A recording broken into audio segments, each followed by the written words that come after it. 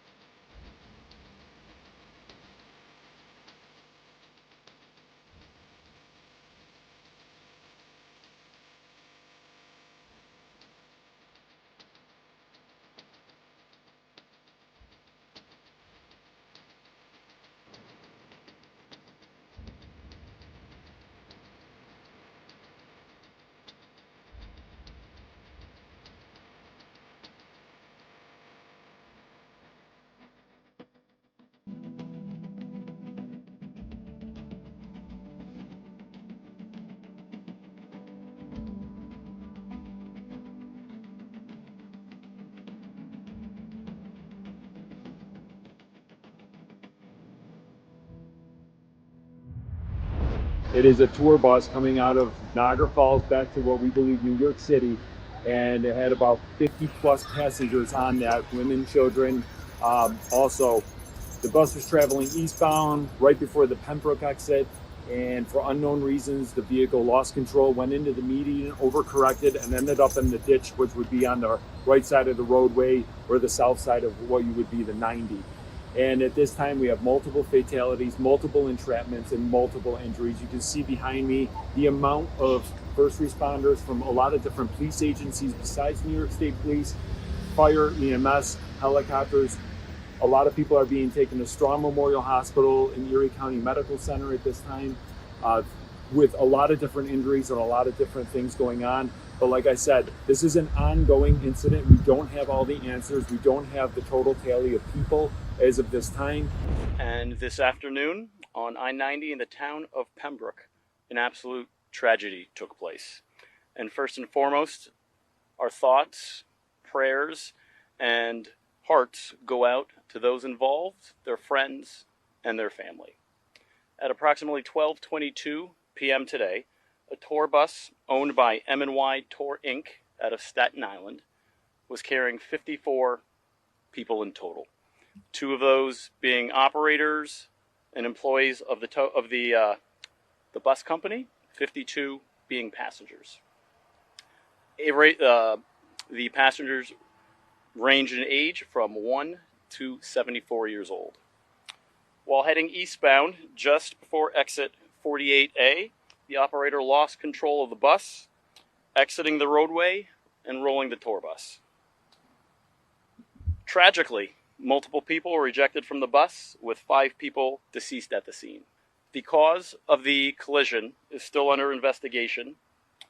However, mechanical failure as well as operator impairment have been ruled out at this time. The operator has been cooperative, and with the investigation still underway, no charges have been filed at this point. I do not have the exact ages, however, no children passed away. Yes, initially it was believed that a child had passed away, but further investigation has deemed that to be false. There were children transported to the hospital. Many people have subsequently been released from the hospital. I'm unaware of any serious physical injuries to children at this point. Nope. At this point, and again, it's still under investigation. It's believed the operator became distracted, lost control, overcorrected, and ended up on the right shoulder there. The investigation is still underway, so it's too early to state whether or not charges will take place.